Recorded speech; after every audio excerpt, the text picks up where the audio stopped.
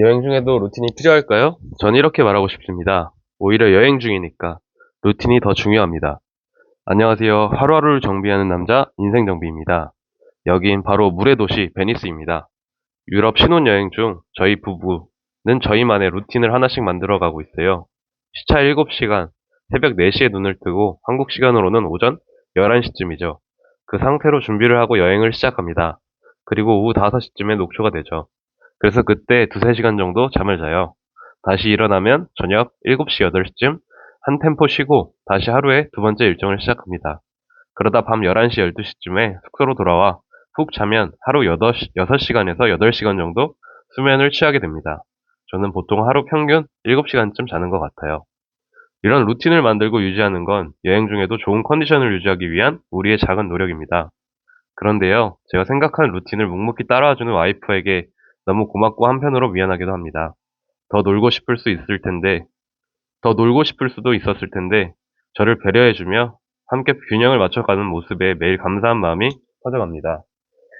그리고 이 루틴 속에서 이렇게 저만의 독서 시간까지 허락해준다는 건 정말 고마운 일이죠. 오늘도 책을 펼쳐봅니다. 예쁘게 말하는 네가 좋다. 아마 이 여행 중에 마지막 낭독이 될 것 같습니다. 그래서 더 마음을 담아 오늘 이 페이지를 넘겨보겠습니다. 나누면 나눌수록 커지는 한마디가 있다. 좋게 말해주는 것 중에 최고는 역시 칭찬일 겁니다. 그런데 이 칭찬이라는 거 만만치가 않습니다. 좋게 말해준다는 것도 상대방을 관점에서 좋은 것이어야 하는데 문득 나의 관점에서 좋은 걸 말하다 문제가 생깁니다. 예를 들어 볼까요? 오랜만에 친구를 만났습니다. 대학 졸업 후 10년도 훌쩍 넘었습니다. 이야기를 나눈다 그만 그에게 말합니다. 너 하나도 안 변했구나. 그런데 그 친구는 제 말을 듣고 인상을 찌근거립니다.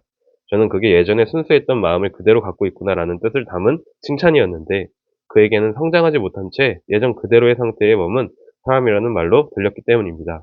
그 친구는 매년 변화하고 성장하기를 바라며 사는 사람이었습니다. 그러니 얼굴이 어두워질 수밖에요. 칭찬을 한다면 제대로 상대방의 관점에서 좋은 점을 말해야 합니다. 칭찬은 그래서 어렵습니다. 하지만 저는 당신이 칭찬하는 것에 거침이 없길 바랍니다.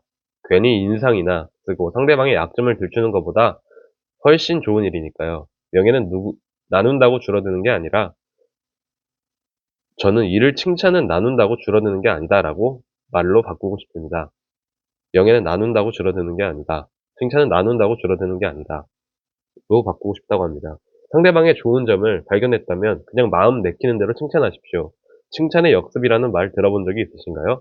언젠가 TV에서 한 다큐멘터리 프로그램을 봤는데 잘못된 칭찬이 미치는 영향을 다루고 있었습니다. 아이와 청소년을 관찰해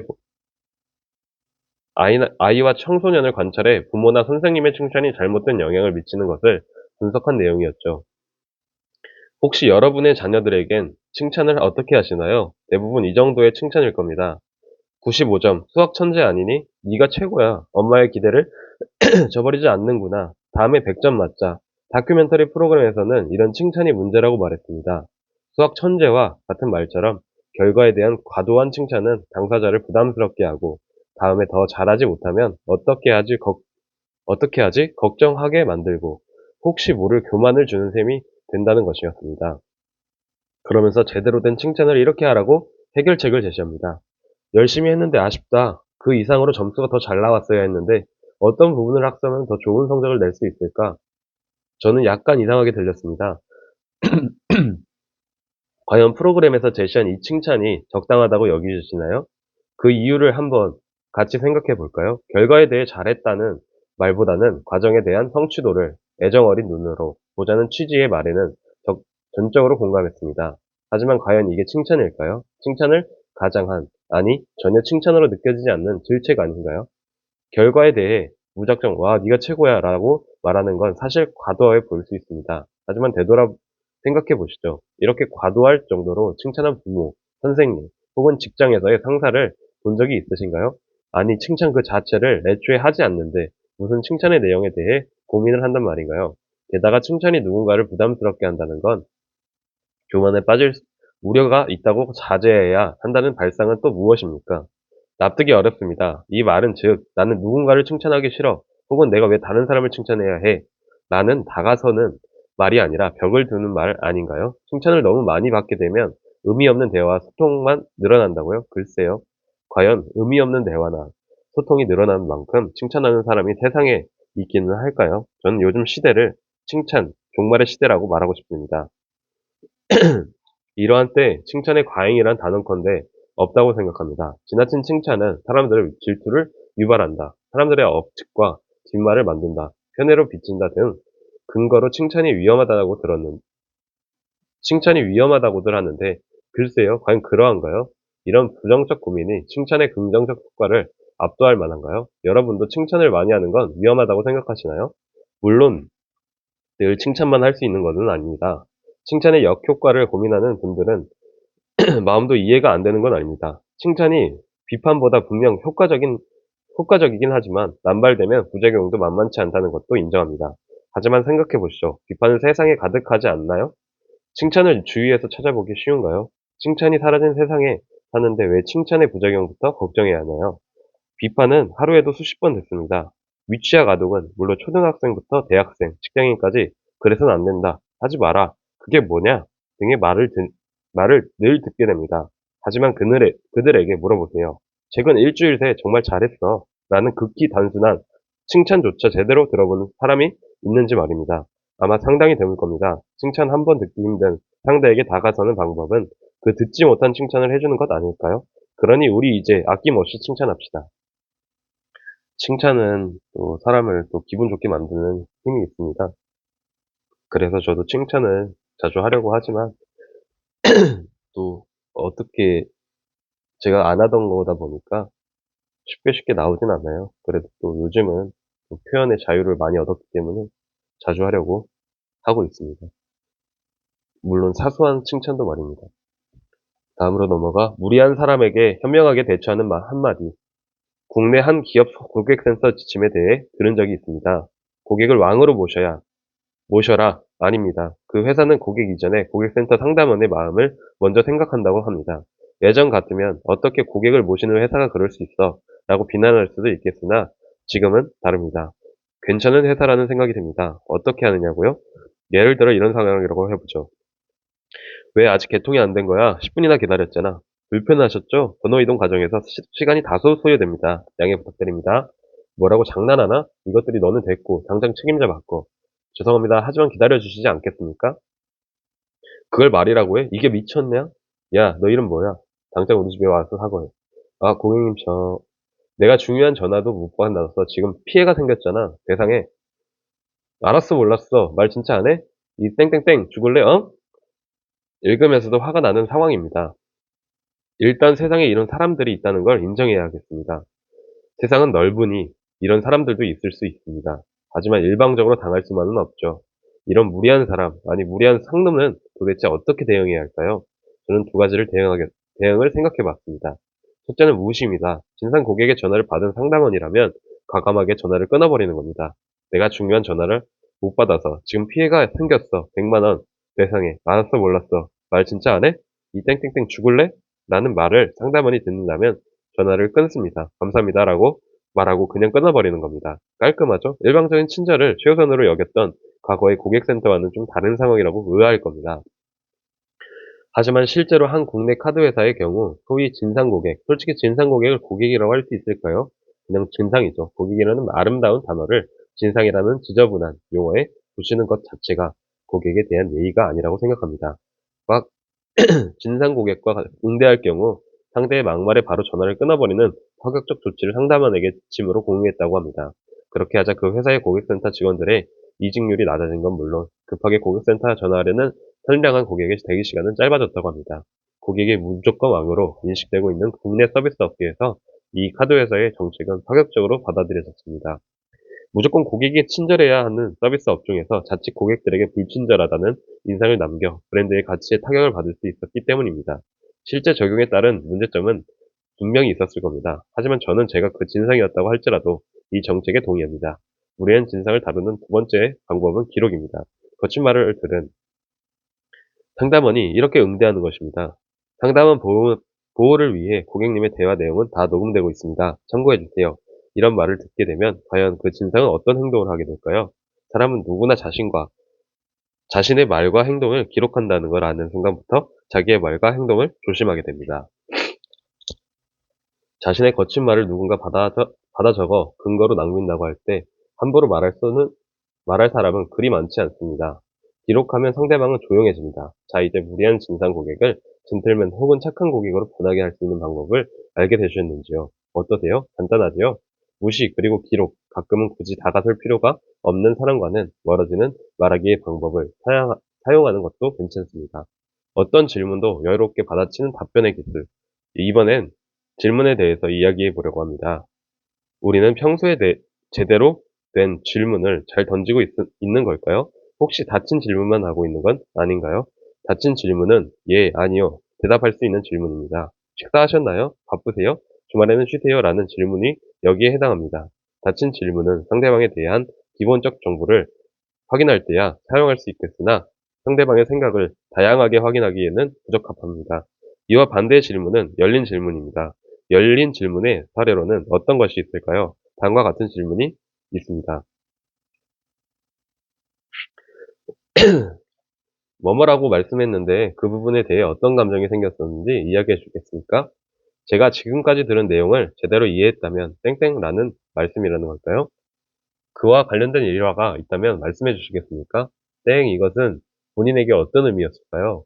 상대에게 가까워지기 위해서라도 이제 이러한 열린 질문에 익숙해져야 합니다. 나와 다른 상대방의 마음을 알아차린 데는 힌트가 될 수 있으니까요.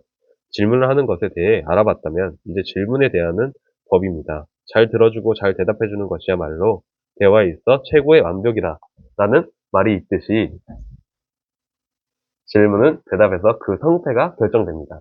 하지만 질문에 대답하는 게 어디 쉽나요? 질문은 우리의 대답을 예상하고 오지 않습니다. 특히 갑작스러운 질문은 우리를 당황하게 만들죠. 이런 적이 많았을 겁니다. 도대체 무슨 의도로 물어보는 거지? 라고 생각할 시간도 없는 그런 경우죠. 그동안 이럴 때 어떻게 대답하셨나요? 상사가 당신의 프로젝트 진행 상황을 갑자기 물어봤다고 가정해 봅시다. 프로젝트는 잘 진행되고 있습니까? 글쎄요, 현재까지는 괜찮은 것 같습니다. 그런데 자꾸 경쟁사에서 더 좋은 조건으로 달려드는 바람에, 우리 회사의 가격 정책도 문제입니다. 언제까지 이 가격으로 제한을 할 건지, 고객사의 임원도 최근에 바뀌었고요. 도대체 무슨 말인가요? 대답에서 뭔가 당황한 모습이 보입니다. 상사가 프로젝트의 어느 한 부분에 대해 구체적으로 물어봤다면 답변은 아마 조금은 쉬웠을 겁니다. 하지만 모든 상사가 질문의 달인, 소통의 달인이 아닙니다. 당연히 이와 같이 두루뭉술한 질문을 받는 게 일반적입니다. 상사가 개떡 같은 질문을 던졌지만 그럼에도 불구하고 우리는 찰떡같이 대답해야 합니다. 질문을 던지는 상대방을 탓하고 있다면 아무런 해결도 할 수 없습니다. 그래서 저는 질문에 대한 답변의 기술로 5단계의 대답법을 제안합니다. 다음의 답변을 예상치 못한 질문에 대해 그럴듯한 대답의 기술로 익혀두면 좋겠습니다. 한가한 오후 갑자기 다가가 상사가 A 프로젝트는 잘 진행되고 있습니까? 라고 질문했다면 어떻게 대답해야 할까요? 첫 번째 단계는 요약입니다. 상대방의 질문에 답변으로 한 번 더 받아치는 거죠. 프로젝트 수주의 가능성을 말씀하시는 거죠. 두 번째 단계는 구체화입니다. 현재의 상황을 자세하게 이야기하는 것입니다. 총 3개 회사에서 제안서를 접수하였으며 실제 경쟁 대상이 될 만한 회사는 하나입니다. 아마 우리 회사와 그 회사 간의 경쟁이 될 것이라고 생각합니다. 세 번째 단계는 사례를 제시하는 것입니다. 구체적인 상황에 대해 사례를 이야기하는 거죠. 어제 고객 담당자와 만나서 이야기를 했습니다. 자세한 것은 말해주려고 하지 않으나 우리 회사의 기술적 우위가 타 경쟁사들보다 압도할 만한 수준이라는 말을 했습니다. 가격은 유의미한 차이가 없다고 합니다. 네 번째 단계는 미래입니다. 질문하는 상대가 알고 싶은 앞일에 대해 요약해서 말해주는 겁니다. 따라서 현재 우리 회사의 수주 확률이 경쟁사보다 높은 편입니다. 물론 마지막까지 최선을 다해야 한다고 생각합니다. 마지막 단계는 도움입니다. 혹시라도 모를 돌발 상황에 대해 대비하겠습니다. 작은 문제라도 생긴다면 이사님께 보고하고 도움을 요청하겠습니다. 다시 상사의 질문으로 돌아가 보겠습니다. 상사는 당신에게 일종의 경고, 즉 프로젝트 진행의 성공 여부를 대한 불안하다는 메시지를 질문으로 보냈습니다. 질문의 형식을 빌려서 메시지를 전한 것이죠. 이때 제안한 다섯 단계의 차분한 답변한다면 상사에게 어떤 인상을 남길까요? 해당 프로젝트 수주 성공 여부를 떠나 비즈니스 커뮤니케이션을 잘하는 직원으로 인정받지 않을까요? 이처럼 상대의 불안감이 섞인 질문에 대해 체계적으로 답변하는 당신의 대답은 상대방과의 거리를 좁혀줄 것입니다. 이 5가지의 대화 방법 중에 음, 요약하고 구체화하고 사례하고 미래를 얘기하고 도움을 준다. 이 5가지 방법을 잘 기억해서 적용을 하면 좋을 것 같습니다. 저도 한번 차근차근 적용을 해보겠습니다.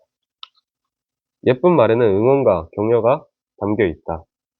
미국의 기업인 아마존의 창업자이자 초대 CEO인 2021년 기준 전 세계 부자 순위 2위, 바로 제프 베조스입니다. 1994년 아마존닷컴을 설립한 후 아마존을 최고의 혁신 기업으로 만든 사람입니다.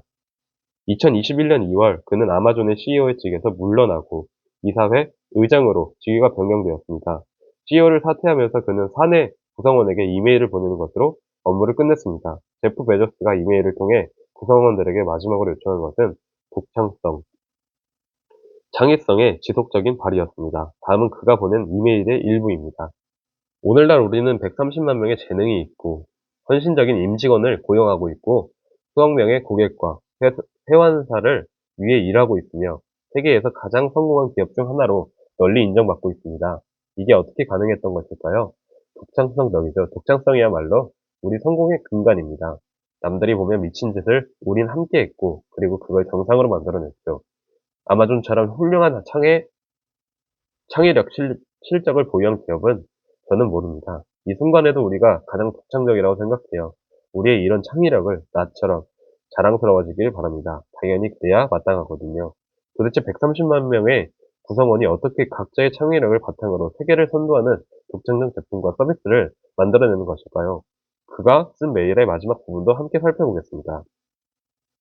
계속 창의력을 발휘하십시오.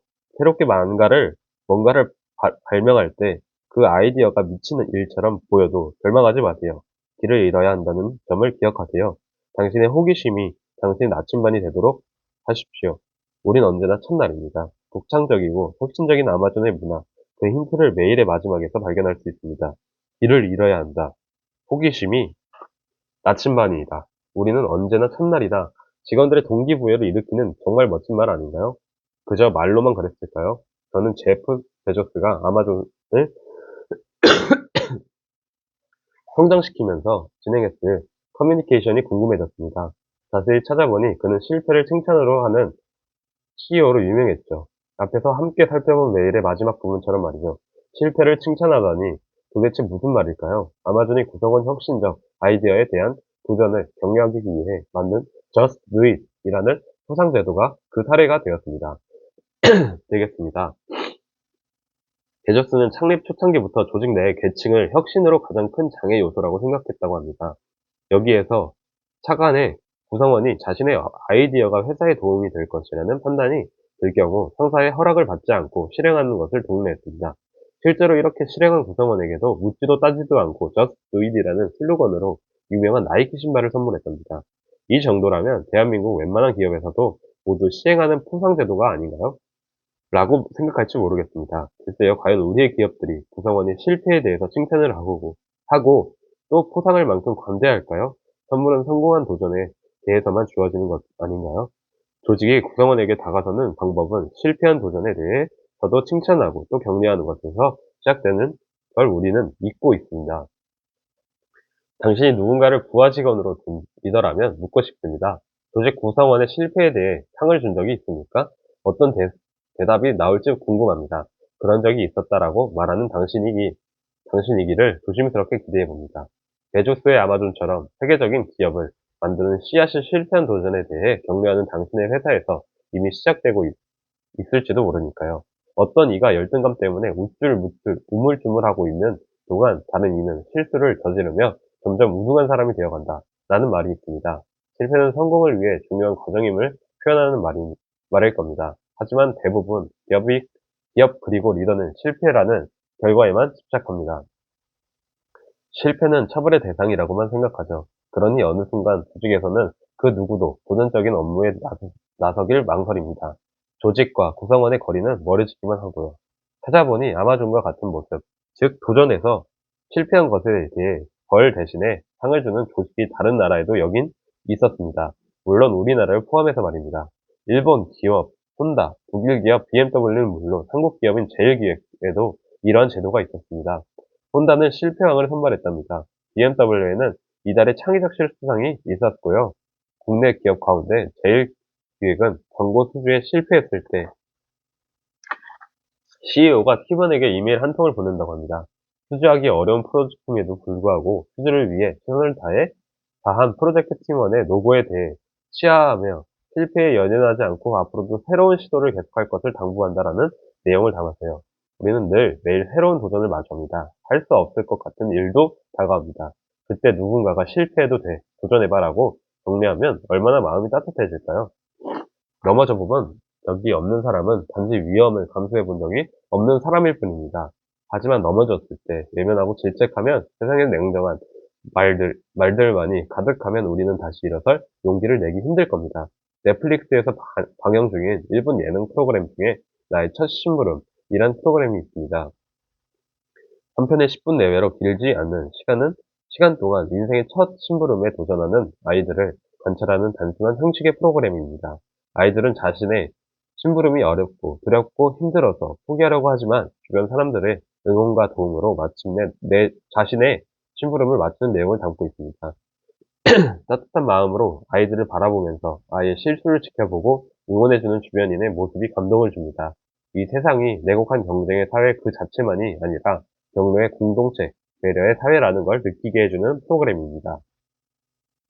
심부름을 하는 아이의 어려움에 공감하고 기꺼이 도움을 주는 이 프로그램의 어른들 모습은 세상은 아름다워 그 자체입니다. 우리도 실패에 두려워하는 누군가를 마음을 공감하고 그 마음을 응원하고 또 위로해주는 마음을 가진다면 세상과 우리의 거리는 한결 가까워지지 않을까요? 그렇게 누군가를 응원해주고 위로해주는 사람, 혹시 우리가 될 수는 없는 걸까요? 예쁜 말에는 응원과 격려가 담겨 있습니다. 노력했지만 어쩔 수 없이 성취하지 못한 세상의 수많은 실패에 대해 따뜻한 시선으로 바라봐줄 수 있는 우리라면 상대에게 한결 가까워질 수 있습니다. 이제 맺은 말로 못생긴 말 대신 예쁜 말에 익숙한 당신이 되었기를 기대합니다. 그동안 길고 긴 시간 솔직히 말이 그리웠습니다. 관계에서 가장 원하지 않는 상황은 듣기 싫은 말을 듣지 않을 때가 아닌 아무런 말조차 듣지 못하는 경우라고 하더군요. 물론 상대방의 비난이나 강요, 진정됨과 같은 부정적인 말이 듣기 좋다는 건 절대 아닙니다. 하지만 누군가를 만나 아파, 힘들어, 피곤해 라고 말했을 때 들을 수 있는, 아니 듣고 싶었던 어디 아파, 힘들지? 이 한마디가 그리웠으면 부정할 수 없는 사실입니다. 하지만 이제 다시 누군가에게 다가서려고 생각해보니 이 또한 부담으로 다가옵니다. 다시 세상이 열리고 난 후에 무작정으로 다가섬을 당연한 것으로 여기는 사람들은 보니 더욱 그러한 생각이 듭니다. 2년 이상의 긴 시간이었을 텐데 그동안 말하기에 예의라도 조금 정비했으면 했지만 전혀 그렇지 않은 사람들도 꽤 많았습니다. 주변에서 들은 사례도 황당합니다. 예쁜 말 대신 못생긴 말, 아니 나쁜 말, 그리고 이상한 말이 바로 그것이죠. 이런 사례들을 듣게 되었습니다. 사회적 거리두기가 완화되어 대면 만남이 시작되자마자 마치 아무렇게나 말해도 되는 티켓이라도 얻은 사람처럼 덤벼드는 사람이 있었다고 합니다. 어디선가 긍정이 최고라는 이야기를 듣고 나서는 회의실 팀원을 소집해서 어려운 프로젝트에 대해 방법이 있을 거야, 변할 수 있을 거야 라고 말하는 팀장이 있었다고 합니다. 물론 방법을 찾고 변화해야 하는 주체는 팀장 자신이 아닌 그 말을 듣는 팀원이었습니다. 팀 내 상황이나 각 팀원의 사정을 고려하지 않은 이런 말, 별로입니다. 못생겼습니다. 그뿐인가요? 상대방의 실수가 있을 때는 자기 감정을 표현하는 걸 코칭 프로그램에서 배웠다면서 네가 이렇게 보고서를 가져오는 오니 내 마음이 좋지 않아라는 듣기에도 어색한 말을 하던 임원 한 분은 이를 듣고 표정 관리가 잘 되지 않는 부하 직원에게 내가 코칭 프로그램에도 참여하면서 변하려는 변하려는데 왜 듣는 사람 표정이 그래라고 윽박 질렀다는 고발도 들은 적이 있습니다. 기가 막힐 따름입니다. 못생긴 말의 대표적인 사례라고 할 수 있겠습니다.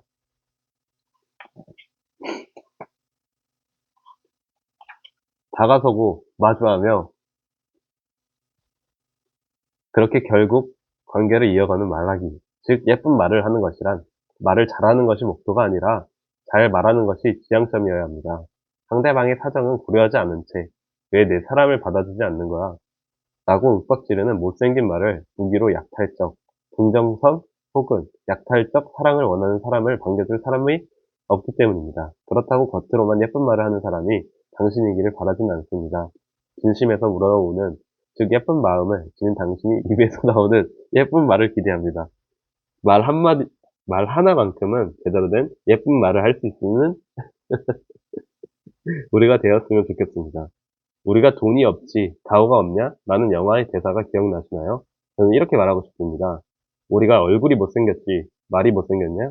관계를 맺어야 할 시간입니다. 잘 말하는 사람이 되면 예쁜 말을 여유 있게 할 줄 안다면 다시 돌아온 일상에서도 여전히 나의 인생을 소중하게 지킬 수 있고 타인과 지내는 것 역시 행복해질 수 있지 않을까 기대해 봅니다.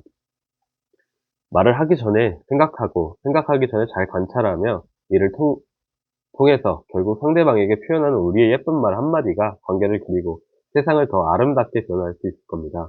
상대방에 대해 담담한 포용성과 명량한 수용성을 지닌 채 예쁜 말 한마디를 내내줄 줄 아는 말 잘하는 사람이 아니라 잘 말하는 사람으로서 원하는 것을 편하게 얻어내는 예쁜 말을 할 줄 아는 우리가 되기를 기대하겠습니다.